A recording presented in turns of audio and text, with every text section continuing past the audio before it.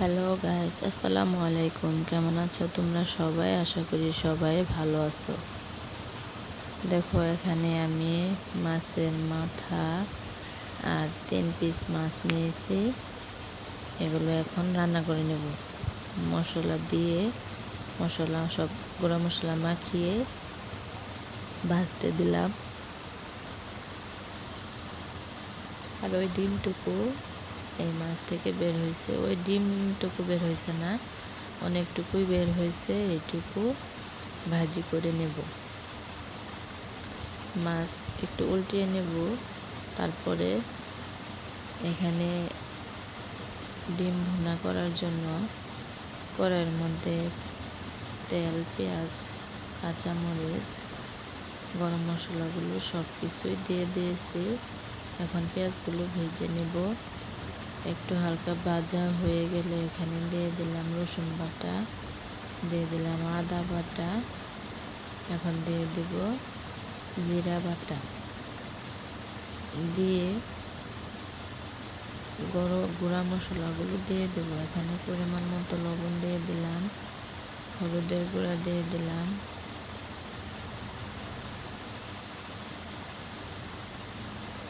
এখন ধনিয়া গুঁড়া দিয়ে দেব।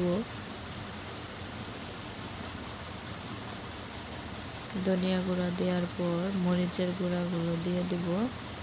দিয়ে সুন্দর করে নাড়াচাড়া করে নেব। সবগুলো মশলা একসাথে মিশিয়ে নেব। মিশিয়ে নিয়ে একটু মশলাগুলো কষিয়ে নেব সুন্দর করে। এখানে মশলা কষানোর জন্য একটু পানি দিয়ে দেব। পানি দিয়ে নাড়াচাড়া করে ভালোভাবে মশলাগুলো মিশিয়ে নেব।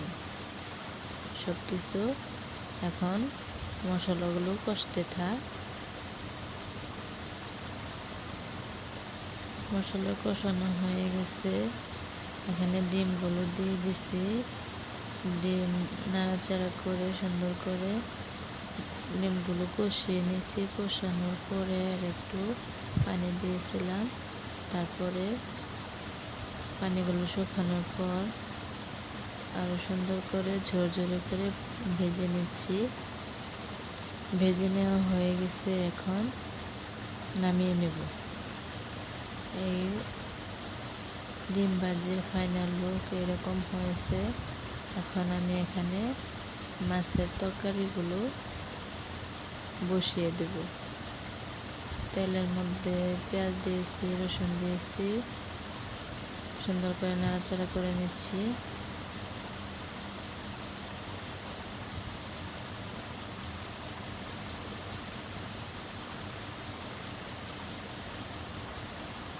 নাড়াচাড়া করে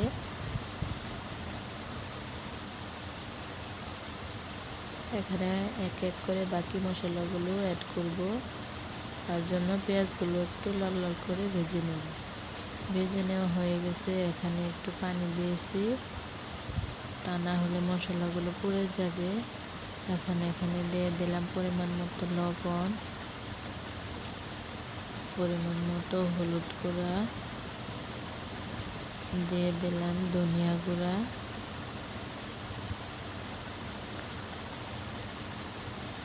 তারপর দিয়ে দেব মরিচের গুঁড়া।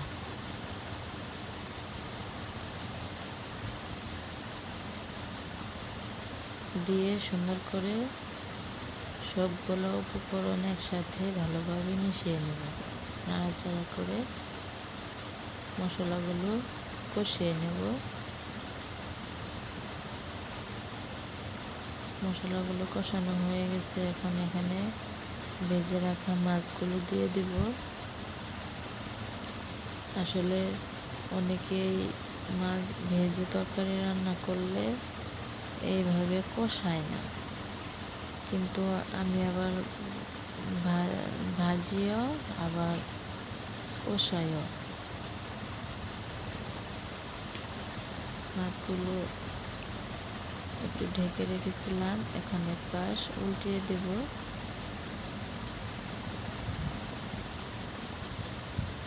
উল্টিয়ে পাল্টিয়ে কষিয়ে নেব। এইভাবে তরকারি রান্না করলে একটু বেশি মজা হয়।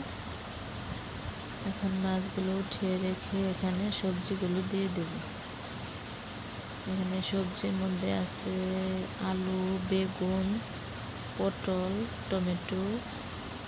সবগুলো সুন্দর করে নাড়াচাড়া করে ঢেকে রেখে দেব। ঢাকনা খুলে দেখি, একটু নাড়াচাড়া করে দিই। মশলা সবজি কষানো হয়ে গেছে, মাছগুলো দিয়ে দিলাম। দিয়ে সব কিছু সিদ্ধ হওয়ার জন্য একটু ঝোল দিয়ে দিলাম।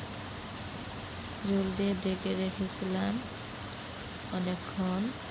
এখন একটু মাছগুলো উল্টিয়ে দেব, একটু নাড়াচাড়া করে দেব। দিয়ে তরকারি হয়ে গেছে, নামিয়ে নেব। এই তো তরকারির ফাইনাল লুক। কেমন হয়েছে জানাবে। আসসালামু আলাইকুম। আল্লাহ হাফেজ।